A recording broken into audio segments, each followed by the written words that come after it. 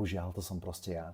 Ti to vysvetlím, že ja som bola biflošské dieťa, vieš, že mňa bavilo, ja som chodila na latinčinu na strednej škole. Biflovať sa, memorovať si veci od slova do slova je prejav hlúposti, nie je prejav múdrosti, ale proste v tom Veronikinom PSK-arskom svete, kde neprirodzenosť rovná sa dobré, je úžasný kompliment, že ja som bola bifloška, ja som chodila na nepovinnú latinčinu. Ja som bola tak strašne zvláštna. Keď všetky moje kamarátky robili normálne veci, tak ja som proste robila úplne autistické veci. Že ja som bola že tento level, hej, že proste mimo trošku. A to proste tomu nedá pokoja. Ja som bola tento level, vieš. Ja som bola, že úplne mimo. Bola presne to najposlušnejšie, najbliflošskejšie dieťa. Ja som nenávidela zábavu a normálne veci.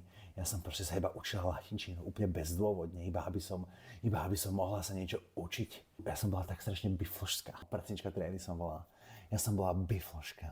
Chodila som na latinčinu a bola som predsednička triedy. Ja som bola naozaj strašne zvláštne dieťa, ale bohužiaľ to som proste ja. Ja neviem pomôcť tieto svoje poctivosti, kým všetky ostatné deti robili normálne, zdravé veci a používali svoju hlavu, tak ja som sa chovala ako autista.